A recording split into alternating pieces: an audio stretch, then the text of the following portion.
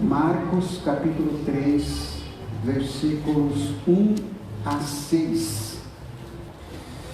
Em outra ocasião, Jesus entrou na sinagoga e notou que havia ali um homem com uma das mãos deformada. Os inimigos de Jesus o observavam atentamente. Se ele curasse a mão do homem, planejavam acusá-lo, pois era sábado. Jesus disse ao homem com a mão deformada: venha e fique diante de todos. Em seguida, voltou-se para os seus críticos e perguntou: o que a lei permite fazer no sábado? O bem ou o mal? Salvar uma vida ou destruí-la? E eles ficaram em silêncio. Jesus olhou para os que estavam ao seu redor, irado e muito triste, pelo coração endurecido deles. E então disse ao homem: estenda sua mão. O homem estendeu a mão e ela foi restaurada. No mesmo instante, os fariseus saíram e se reuniram com os membros do partido de Herodes para tratar um modo de matá-lo. Religião ou vida? De onde eu tirei esse título? Do versículo 4. Em seguida, voltou-se para os seus críticos e perguntou: o que a lei permite fazer no sábado? O bem ou o mal? Salvar uma vida ou destruí-la? Uma pergunta simples de Jesus para aquelas pessoas que estavam criticando a ele. Mas uma pergunta, apesar de simples, uma pergunta terrível. O central para a religião, o centro da religião, aqui, no caso, a guarda do sábado. Você sabe que na religião antes de Cristo, no judaísmo antes de Cristo, eles guardavam o sábado. E a religião seria a submissão às normas da lei, os rituais. Então, Jesus estava falando o seguinte: vamos seguir a sua religião? Os seus rituais? Ou vamos trazer felicidade para esse homem? Trazer dignidade para ele? Trazer plenitude para ele? Haja visto que ele está com uma mão deformada. Eu costumo dizer que eu cultivo espiritualidade na minha vida. Espiritualidade. Mas não cultivo religiosidade. Sinceramente, eu não gosto de religião. Parece estranho ouvir isso de um pastor que está há quase 43 anos servindo em uma igreja. Como é que um pastor não gosta de religiosidade? Mas a resposta é simples. Há uma diferença muito grande entre espiritualidade e religião. Nem toda religiosidade produz espiritualidade. O ser humano, nós, temos uma dimensão espiritual que precisa ser cultivada. Mas o que é ser espiritual? É sentir arrepios? É levitar? O que é ser espiritual? É uma emoção? Simplesmente uma emoção? Não, é muito mais que isso. Espiritualidade é uma dimensão ligada a valores elevados, como amor. Gente que ama é espiritual. Gente que é bondosa é espiritual. Pessoas justas são espirituais. O cultivo da beleza, da arte, da busca de um mundo melhor, um mundo mais justo, mais igualdade social, isso tem a ver com espiritualidade. Nós temos vivido dias trágicos com as queimadas. Pessoas simplesmente botam fogo em árvores, em campos, muitas delas propositalmente para produzirem mais. E enquanto isso, o planeta está definhando. Nós estamos acabando com o jardim que Deus nos deu para guardar. Então note, isso é espiritualidade. Uma vez eu fui fazer uma caminhada com o pessoal da igreja e nós fomos guiados por lá, um guia ali na Serra do Mar. Fomos andando lá dentro e aquele homem prestava um trabalho voluntário junto com uma equipe. E eles todo final de semana iam ali na Serra do Mar para pegar os objetos que eram jogados, descartados pelas pessoas, para limpar o ambiente. Isso, sabe, gente, isso tem a ver com espiritualidade. Você gosta de planta, você cuida da natureza, você recicla o seu lixo. Isso é um elemento de espiritualidade. É por isso que eu digo, a espiritualidade não é somente você seguir certas normas, não é simplesmente você sentir certas coisas, mas a espiritualidade é o resultado de uma vida comprometida com os valores de Deus. Você sabia que existia um filósofo, já morreu, ele é um filósofo existencialista chamado Jean-Paul Sartre. E ele era um filósofo, escreveu muitos livros, e sabe de uma coisa? Ele deu aos pobres todo o dinheiro que ele ganhou com a venda dos seus livros. E o que é mais interessante, Sartre era ateu de pai e mãe. Ele não cria em Deus, mas ele tinha uma dimensão espiritual. Por isso que eu digo, ele não ia à igreja, ele não ia pedir a bênção para o pastor Henrique,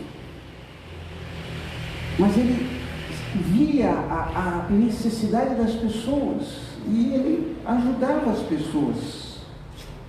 E ele era muito mais generoso do que muitos religiosos. Então, a espiritualidade diz respeito às virtudes e atributos do Espírito Santo. Quando você entrega a sua vida a Jesus Cristo, o Espírito Santo vem habitar no seu coração e lhe capacitar, ele lhe dá dons espirituais, ele lhe dá forças, ele dá a capacidade de amar, traz alegria, paz, paciência, amabilidade, bondade, fidelidade, mansidão, domínio próprio. É isso que o Espírito Santo quer produzir na nossa vida. Isso é espiritualidade. Eu estou vendo aqui todo mundo, o seu rostinho de domingo à noite. Estou vendo as auréolas na cabecinha de todos os irmãos aqui. Agora eu quero ver lá na sua casa como é que você é. Aquelas esposas tão santinhas, brigando com o marido, porque ele esqueceu a toalha de banho na cama. Sabe, aqui é a religião, mas a espiritualidade é o que essa religião produz em nossa vida. Na religião, a expressão mais antiga que nós conhecemos são os sacrifícios, os rituais, os ritos. Alguém disse que Deus é um produto tardio da história da religião. Você sabia que a religião surgiu sem Deus? A religião surgiu assim. Deve ter um ser poderoso por aí, muito bravo, e a gente está precisando de colheita, não pode dar enchente, não pode dar seca, então vamos oferecer sacrifícios para aplacar a esse Deus, seja ele quem for. Lá no livro de Atos, nós encontramos Paulo em Atenas e viu lá um lugar ao Deus desconhecido. Eles ofereciam sacrifícios lá para todos os deuses. Olha, se a gente esquecer de alguém, ele pode ficar chateado com a gente. Então vamos colocar lá, esse é para o Deus que a gente esqueceu de dizer o nome, o Deus desconhecido. E aí você pode falar assim, mas escuta, isso que nós estamos fazendo aqui agora, não é religião? Não é um ritual? Nós ficamos de pé, nós oramos de olhos fechados, nós cantamos, nós batemos palma, daqui a pouco nós vamos celebrar a ceia. Isso não é religião? Olha, é. E é importante a gente lembrar que os ritos são muito importantes na nossa sociedade. Eu acho que muita gente aqui passou por uma cerimônia de casamento, não foi? E foi um ritual. Hoje eu encontrei com uma pessoa conhecida, ela está se preparando para o casamento no ano que vem e já está se preparando há muito tempo. E ela quer ter um ritual de casamento. Isso é marcante na nossa vida. O nascimento de um filho, um aniversário, uma formatura, os cumprimentos, beijos, abraços, carícias, tudo isso é muito significativo, são rituais. Quando nós nos abraçamos, quando nós entregamos a mão um ao outro. Mas a gente também sabe que um casamento não se limita à cerimônia. A gente sabe que a cerimônia é a parte mais bonita, o duro é o dia a dia do casal. Nós sabemos que uma formatura não garante uma vida profissional. Dar um presente de Dia das Mães para alguém, que é um ritual, não nos desincumbe das nossas obrigações como filhos. Então, é isso. O problema de uma religião ritualista é que, infelizmente, com muita frequência, os rituais, por serem rotineiros, ficam reduzidos a simples repetições de gestos, palavras e chavões. Há um escritor argentino, escreveu um livro que eu já li há uns 150 anos atrás, Juan Carlos Ortiz. Ele escreveu um livro, ele era argentino, não sei se ele ainda está vivo, escreveu um livro intitulado O Discípulo.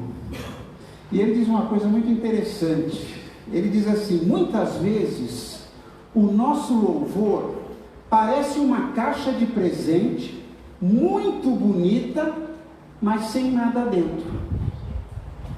Então a gente diz assim: glória a Deus. Aí dá esse presente para Deus. Aí Deus abre o presente e fala: mas não tem nada aqui? Por que eu estou dando glória a Deus? Já percebeu? Eu costumo dizer que a gente mente muito quando canta. A gente mente muito cantando. Né? Por exemplo, tudo entregarei, tudo entregarei. Aí chega o pastor aqui, alguém, irmãos, vamos levantar uma ofertinha, que tem uma irmã ali que está precisando fazer uma cirurgia e não tem dinheiro. Aí eu falei: não. Eu já dei meu dízimo, cara, quer que se vire. E aí fica lá, tudo entregarei. Isso é religião. Você está orando, né? Está na oração, aí fica lá, poxa, será que meu time ganhou? Se for o Corinthians, perdeu mesmo, pode, não precisa nem pensar nisso. Está ouvindo uma pregação, Aí você vai pensar que esse sermão não vai acabar? Esse sermão está parecendo uma espada, comprido e chato.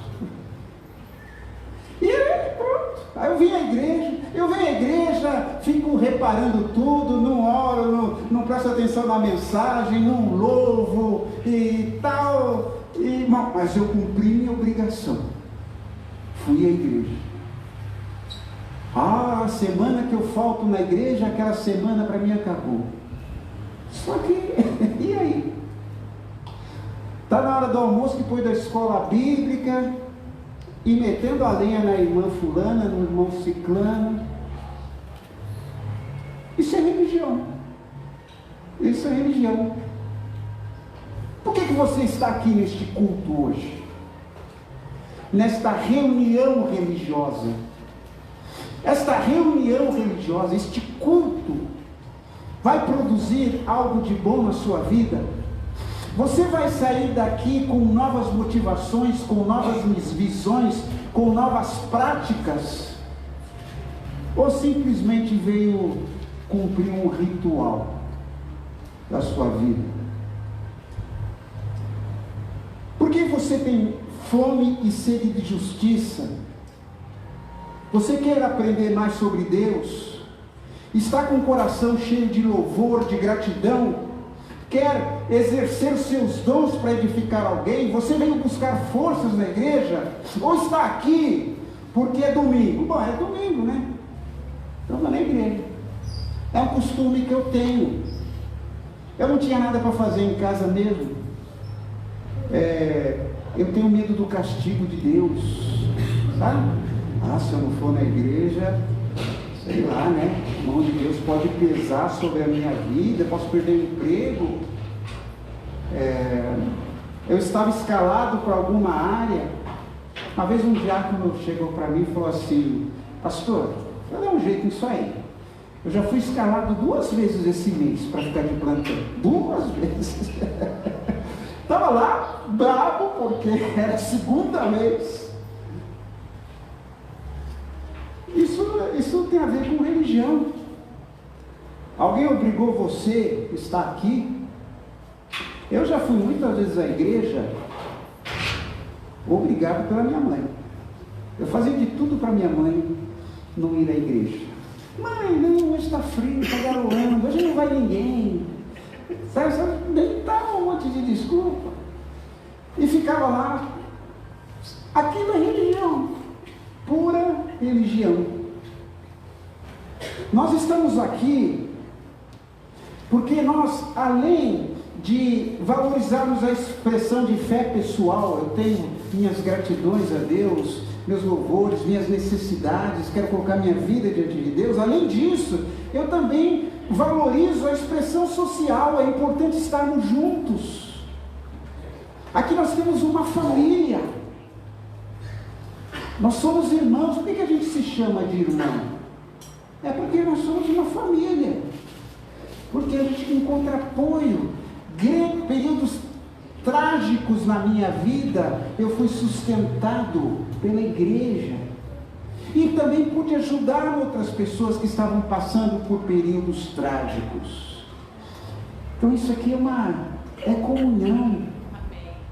Isso aqui, estamos com os nossos irmãos, animarmos uns aos outros com os nossos dons, esses hinos tão lindos que nós cantamos aqui, essa banda tão brilhante. E a gente está sendo abençoado porque esses irmãos vieram ensaiar, escolheram um hino e tal. Outros estão servindo, alguns tiraram foto, outros filmaram, outros estão cuidando de outras áreas e assim por diante. Amém, Senhor. Sabe que no Novo Testamento Jesus criou a igreja. Somos chamados de o corpo de Cristo e precisamos uns dos outros para edificarmos uns aos outros. Por isso que existe igreja. Para isso que existem as reuniões, é para isso que existem esses cânticos, essas orações e todos os rituais. Mas a espiritualidade cristã é experimentar Deus, sentir Deus no coração, conversar com Ele, chorar diante dEle, alegrar-se com Ele, confiar a Ele a nossa vida. Espiritualidade é encontro. Você não veio aqui para ter um encontro com um prédio, com um ritual. Você veio para ter um encontro com esse Deus pessoal. E aí você vai falar, e o texto? Bom, Jesus estava numa sinagoga. E nos tempos de Jesus, a sinagoga representava uma grande força. Depois do templo, a sinagoga era a instituição religiosa mais importante para um judeu. E Jesus estava naquela sinagoga, muitas pessoas ali, e ele viu um homem com uma das mãos aleijadas, ressequidas ou atrofiadas, mirradas. Ele tinha uma deficiência na mão. O termo aqui que se usa nesse texto que nós lemos, a palavra original em grego, indica que ele não tinha nascido assim. Ele sofreu algum problema para ficar com a sua mão mirrada. Mas o que importa é o seguinte: a vida daquele homem era uma vida limitada. A tradição tem um livro que não é inspirado, que é o Evangelho segundo Hebreus. Não é um livro da Bíblia, nossa, é um outro. Lá eles falam que aquele homem era pedreiro e que procurava a ajuda de Jesus porque necessitava de suas duas mãos para ganhar a vida e lhe dava vergonha pedir esmola. Hoje pela manhã, na igreja, ali no Parque do Carmo, um irmão me procurou e disse: olha, eu vou ter que fazer uma cirurgia do joelho, tenho que ficar 40 dias sem fazer absolutamente nada, e eu sou motorista de caminhão, então eu não vou poder trabalhar. É uma limitação física. Talvez essa fosse o problema. Ele não podia trabalhar. Como vai ser pedreiro se tem uma mão mirrada? E eu lhe faço uma pergunta: você tem alguma deficiência física? Auditiva? Visual? Capilar? Tem algum careca aqui? Acho que não, né?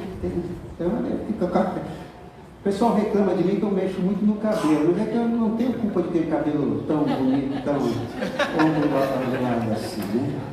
Então, o que está limitando hoje a sua qualidade de vida? Jesus disse, um dos meus versículos prediletos da Bíblia, lá em João 10:10, eu vim para que tenham vida e tenham em abundância. Eu vim para que tenham vida completa. Vida. E vida não é apenas questão biológica, como acontecia com aquele homem. A deficiência não é apenas física. Podemos também citar a deficiência alimentar. Muita gente hoje em dia que está comendo mal. Eu dizia com muita frequência, anos atrás, em São Paulo ninguém passa fome. São Paulo ninguém passa fome. Você bate palma na casa, você pega alimento. E depois eu fui me informando, fui acompanhando, fui lendo sobre isso. Tive vergonha de dizer uma coisa dessa. Porque muita gente sofre de deficiência alimentar, come mal. Eu tinha um membro da igreja que faleceu ano passado. Ele trabalhava na prefeitura de São Caetano do Sul como lixeiro. E ele me disse que um dia, numa casa lá, uma mulher deu para ele um pedaço de doce já comido, mastigado. Então as pessoas podem até encher a barriga, mas que tem uma alimentação saudável, aquela verdurinha, aquela comidinha gostosa, muita gente não pode ter isso. Há pessoas com deficiência para morar, gente que mora mal, barracos, palafitas, debaixo de pontes, pessoas com deficiência de saúde e não conseguem se tratar, deficiência educacional, não conseguem aprender, não tem recursos recursos para isso. E aí, eu digo que todos têm direito à vida, à liberdade, à segurança pessoal. Todos têm esse direito neste mundo, e todos nós temos isso. E a gente encontra nesse mundo em que vivemos tanto distanciamento entre quem tem muito e aquele que não tem nada. Há muitos homens com a mão mirrada por aí, precisando de vida. É interessante que o texto fala que Jesus viu aquele homem. Ele estava aqui numa igreja como a nossa, lá na sinagoga, várias pessoas ali, mas ele olhou para aquele rapaz, senhor que estava ali lá atrás, sozinho ali com a mão mirrada. Jesus olha para nós. Para Jesus ninguém é invisível. Você não é invisível para Jesus.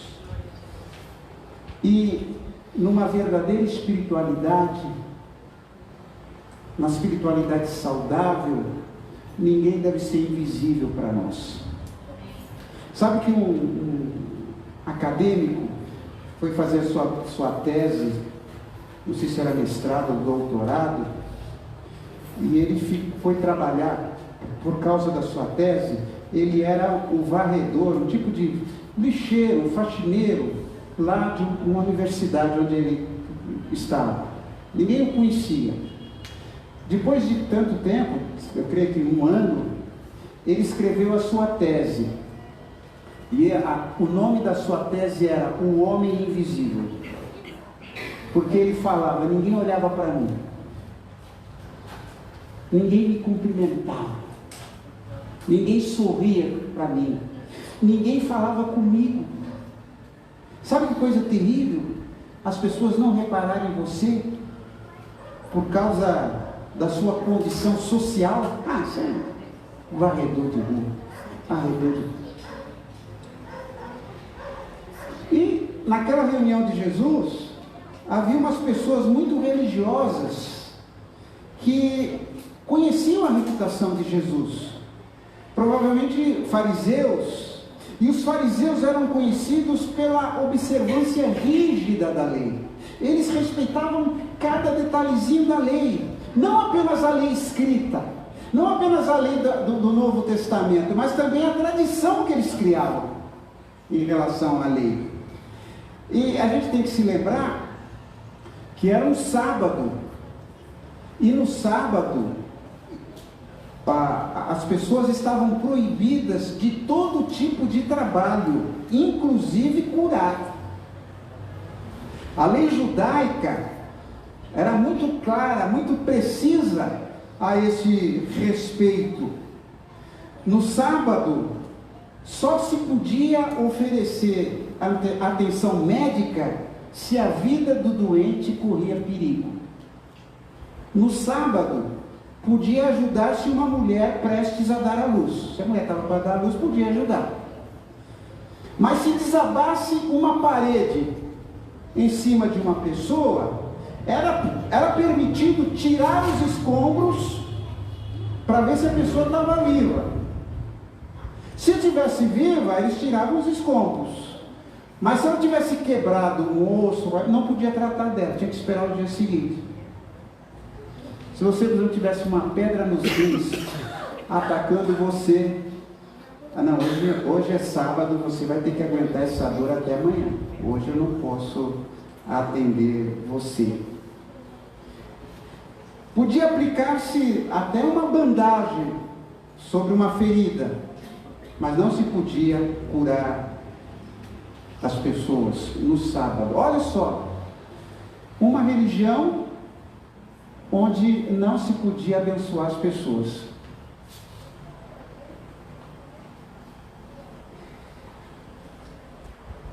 Os fariseus acreditavam piamente nisso.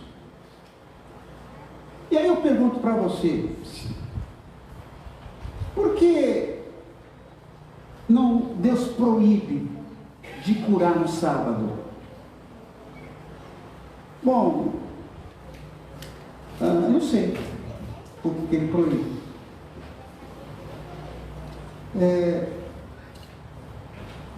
Qual é a razão disso? Aí você pode dizer, ele proíbe o que ele quer. Deus faz o que ele quer, né? E por que ele quer? Não faço ideia. Isso é religião. Muitas pessoas têm me procurado, muitas vezes, pastor, pode fazer isso? Pode fazer aquilo? E eu digo, por que não pode? Qual o problema de fazer isso? Isso vai prejudicar você? Isso vai prejudicar alguém? Às vezes a gente pensa que a religião é fruto de um Deus caprichoso, um Deus que menospreza a nossa inteligência. Meu pai sempre contou uma história, quando ele estava servindo o exército, lá onde ele estava, tinha um sargento muito sargento. Tem algum sargento aqui? Se tiver, Deus te abençoe, meu filho, não esquece que eu falei aqui. Olha, e o sargento falava assim para os soldados, cava um buraco. O pessoal ia lá e cavava um buraco.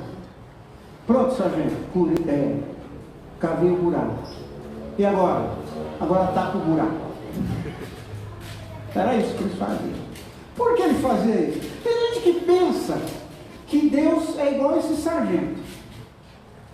O nosso querido Roberto Carlos, ele diz assim, tem uma das suas músicas, que ele diz assim, será que tudo que eu gosto é ilegal, imoral e engorda? Ou seja, Deus gosta de tudo que eu não gosto. Porque já viu a comunidade onde tudo é pecado? Hoje eu vou lá pregar. Será que tem que pôr um paletó? Porque pensa, vou pregar só de camisa assim, será que é pecado? E a gravata, então? Eu sei que o pastor Henrique é um pastor muito conservador, um pastor muito... Olha, o que vocês estão falando? Eu sou eu. Estão rindo.